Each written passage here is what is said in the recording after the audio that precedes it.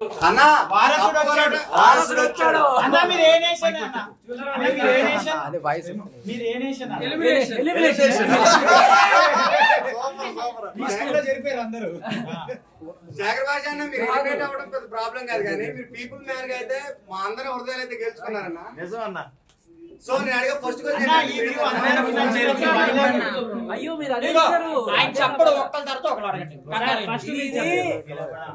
మీ దేశము నా దేశం మన ఇద్దరు దేశం మీ నేషన్ నా నేషన్ నా మీ నేషన్ ఆడియన్స్ గా మిమ్మల్ని మణికంఠ అన్న నామినేట్ చేయడం అయితే మేము యాక్సెప్ట్ చేస్తాం ఎందుకంటే అన్నకి మీకు లోపల ఏం జరుగుతుందో మాకు తెలియదు కానీ సో మేము చూస్తుంది అయితే నా మణికంఠ అన్నకి మీకైతే పడట్లేదు ఆదిత్య అన్న మీరైతే చాలా బాండింగ్ తో అయితే ఉన్నారు బట్ ఎలిమినేషన్ నామినేషన్ టైంలో అయితే ఆదిత్య అన్న మిమ్మల్ని నామినేట్ చేసిండు మేము చూసింది నిజం లేకపోతే లోపల ఏం జరిగింది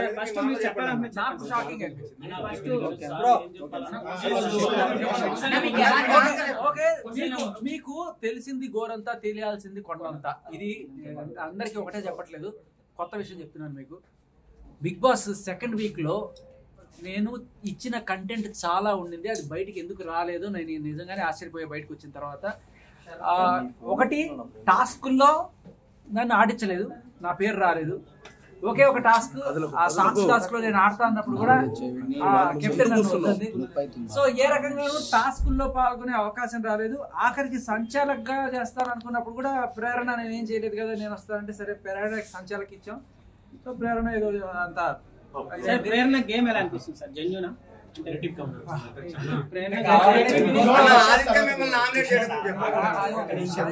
ఆదిత్య నామినేట్ చేసినప్పుడల్లా నాకు కట్టప్ప బాగులు పొడిచినట్టు అనిపించింది కాదు ఇప్పుడు ఆయన నామినేట్ చేసినా కూడా నేను ఎప్పుడు కూడా నామినేట్ చేస్తే ఏమైతుంది నాకు జనాలు ఉన్నారు కదా వాళ్ళకి నేను నచ్చితే నేను ఎక్కడ పోతాను అనుకునేవాడిని ఆడియన్స్ ఉన్నారు వాళ్ళు ఓడియన్ అంటారు అనుకున్నాను బట్ ఆడియన్స్ ఓడిచేస్తాను అన్న మణికంఠ ఇంకో పల్లవి ప్రశాంత్ అవుతారని మీరు అంటారా అన్న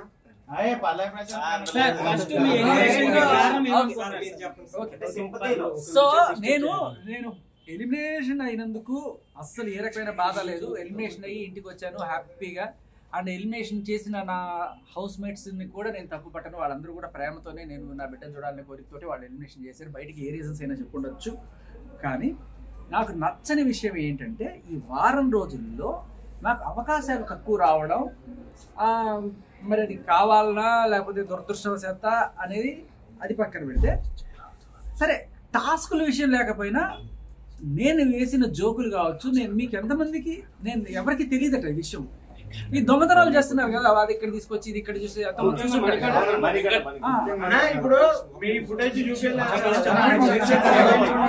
చెప్తా అదేంటంటే ఒకసారి ఒక Pulpy orange Vishnupriya Pulpy orange తాగేసి తీసుకొచ్చి మా రూమ్ లో ఉంది భయ వినండి విష్ణుప్రియ పల్పి ఆరెంజ్ తాగేసి మా రూమ్కి వచ్చి కాస్త ఊరిచ్చింది తాగేసిన ఖాళీ బాటిల్ అక్కడ పెట్టింది అది ఏం చేసుకుంటారు నేనేం చేశాను ఆ ఖాళీ బాటిల్ పట్టుకెళ్ళి దాంట్లో నీళ్లు పోసి దాంట్లో పసుపు వేసి కొంచెం కారం వేసి కరెక్ట్ గా పల్పి ఆరెంజ్ కలర్ లో తయారు చేశాను ఆ బాటిల్ చేసుకొని నేను జేబులో పెట్టుకొని అటు ఇటు తిరుగుతున్నా ఆదిత్యం అటు ఇటు తిరుగుతూ ఏంటి జేబులో ఏముంది ఏమన్నా కొట్టేసావా అన్నాడు ఎవరికి చెప్పవు కదా అనండి చెప్పాలంటే ఇట్లా తీసి చూపించా వాళ్ళు వేరే క్లైన్ మాది వేరే క్లైన్ తీసి చూపించా పల్పి ఆరెంజ్ మీకు ఎక్కడిది మీకు లేవు కదా పల్పి ఆరెంజ్లు మావి కదా పల్పి ఆరెంజ్ అంటే చెప్పదు ఫ్రెండ్ కదా ప్లీజ్ ప్లీజ్ అంటే నేను చెప్పేస్తాను ప్లీజ్ అంటే సరే కాసేపు కామ్గా ఉన్నాను నేను మెల్లగా పోయి ఫ్రిడ్జ్లో పెట్టుకుంటుంటే ఈ లోపల పక్కడికి వెళ్ళి చెప్పేసాను సార్ నేను అదే ఎక్స్పెక్ట్ చేశాను ఎందుకంటే అది దొంగ పల్పి ఆరెంజ్ కదా తాగితే నోరు కాలిపోద్ది సో చెప్పేస్తే ఈ లోపల నిఖిలు వీళ్ళందరూ వచ్చేసి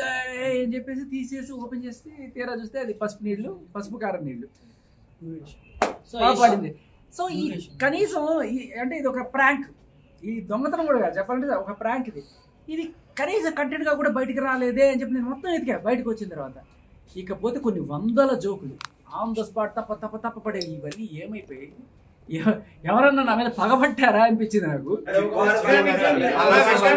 మధ్యలో జరిగే గొడవలు నిజమైనా లేకపోతే బిగ్ బాస్ హౌస్ లో ఎవరైతే గెలవాలనుకుంటున్నారు ఎవరు సేఫ్ గా ఆడుతున్నారు ఒకసారి చెప్తున్నాను అదే అంటున్నా ఇంకొకటి ఏంటంటే ఒకటి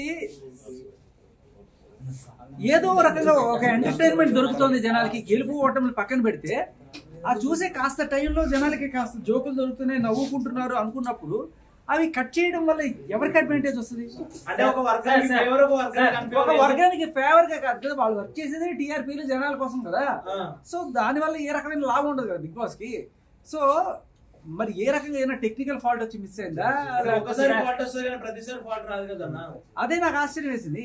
ఇంత మంచి ఇలాంటివి చాలా ఉన్నాయి, చిలిపి ఈవెంట్లు ఈ వారం జరిగినవి ఎక్కడ కనబడకపోగా లాస్ట్ అంటే చూపించకపోతే ఏమవుతుంది, జనాలు వీడు పార్టిసిపేట్ చేయలేదని అనుకుంటారు కదా. ఓటింగ్ శాతం కూడా తగ్గడానికి అదే కారణం. ఇప్పుడు లేకపోతే ఇప్పుడు అతను ఏదో ఆరెంజ్ తీసుకెళ్లి ఇక్కడ దాచిపెట్టాడు, ఈ పసుపు తీసుకెళ్లి ఇక్కడ దాచిపెట్టాడు, ఈ ఉప్పు తీసుకెళ్లి అక్కడ దాచిపెట్టాడు, ఇది బాగుంటుంది.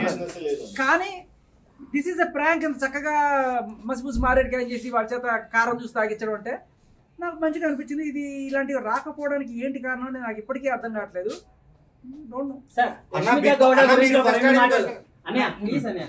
యష్మిక గౌడ నుంచి చెప్పండి సార్, గేమ్ ఎలా అనిపిస్తుంది? యష్మి దగ్గర నుంచి చూసా కాబట్టి, రూమ్మేట్ కాబట్టి యష్మి ప్రేరణ వీళ్ళిద్దరు కూడా ఒకే టైప్ ఆఫ్ ఇది ఉంటుంది. కాకపోతే ప్రేరణ కొంచెం తొందరగా బయటపడిపోతుంటుంది. యష్మి ఏదో రకంగా చిన్న చిన్న వాటికి కూడా గొడవ చేయడము, లేకపోతే తొండి ఆడినా సరే ఏదో రకంగా మనం గెలవాలి అనేది ఉంటుంది. అండ్ కొంచెం హార్ష్గా మాట్లాడుతూ ఉంటుంది. తప్పు మందని తెలిసినా కూడా గట్టిగా చేయడం, ఇదే గేమ్ స్ట్రాటజీ అంటే తప్పు నీది, నువ్వేమో అవతల వాడిని అరుస్తావు, మనం ఏదో రకంగా గెలవాలి. నాకు అర్థం కాకపోయేది, ఓహో ఇలాగే ఆడాలా బిగ్ బాస్ అని నేను అన్ని ఆవిడ చూసినంత డెప్త్ గా చూడాలి. ఒక శోభా శెట్టి లేదా రతికతో పోలుస్తున్నారు, అంత నెగిటివిటీ ఉందన్నమాట బయట. సో అలాంటి నాకు కొంచెం అప్పుడప్పుడు కోపం వచ్చింది. నేను ఒకసారి అభయ్ కూడా చెప్పాము, లేదు నువ్వు చేసేది కరెక్ట్ కాదని కూడా ఇద్దరం చెప్పాము. కానీ మాకే ఆవిడ సుధురు చెప్పేది, లేదు మీ మొక్కలకి ఏం తెలుసు, గేమ్ ఇట్లాగే ఆడాలి బిగ్ బాస్ లో అంటే అవునేమో ఇట్లాగే ఆడతారేమో బిగ్ బాస్. కానీ నాకు ఒక డౌట్ అయితే కొడుతుండేది, సరే నువ్వు ఇలా ఆడి గేమ్ అయితే గెలుస్తావు, అక్కడ జనాల్లో బ్యాడ్ అయిపోతావు కదా, ఎన్నాళ్ళు నువ్వు చీఫ్ నుంచి తప్పుకొని బయటికి ఎలిమినేషన్కి వచ్చావంటే జనాలు ఇట్లా పేక మీద కాలేసి తొక్కేస్తారు కదా. సో నేను అదే చెప్పా, నువ్వు గెలుచుకోవాల్సింది గేమ్లు కాదు జనాలు గుండెలు, నువ్వు ఫస్ట్ అది ఆలోచించి అందరికీ అదే చెప్పేవాడిని. ఈ సెకండ్ నువ్వు పక్క టీం మీద ఏదో గెలిచాను అని చెప్పి హే అంటావు, ఏదో కాస్త ఫుటేజ్ కోసం ఇట్లా ఓదారు పేతడికి ఏమన్నా చేయొచ్చు. బట్ జనాలు కదా నువ్వు గెలవాల్సింది. సోనియా గేమ్ ఎలా ఉంటుందని చెప్పండి. సోనియా ఎప్పుడు కూడా చాలా డల్గా ఉంటుంది, ఎప్పుడు ఒక బెడ్ లో కూర్చొని ఉంటది. తను పెద్దోడు చిన్నోడు వచ్చి ఆవిడ ప్రాబ్లమ్స్ ఏవో తెలుసుకొని అని బిగ్ బాస్ లో హగ్గులు ఎక్కువైపోయినాయి అన్న. చూసినప్పుడు మీకు ఇరిటేట్ ఒక మగజాతి ఆనుమత్యంగా మీరు చెప్పలేదు.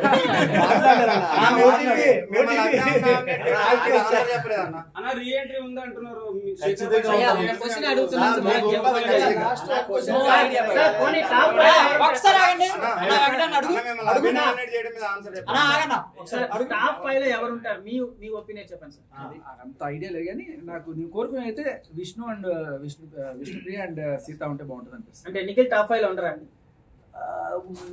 ఉండొచ్చు, చెప్పలేదు. ఎందుకంటే నిఖిల్ ఫస్ట్ డే ఉన్నట్టు సెకండ్ థర్డ్ డే కొంచెం డల్ అయ్యాడు.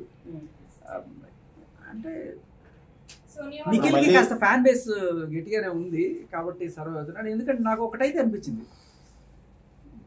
నిఖిల్ కన్నా నేను బెటర్ ఎంటర్టైన్మెంట్ ఇచ్చాను కదా అనిపించింది.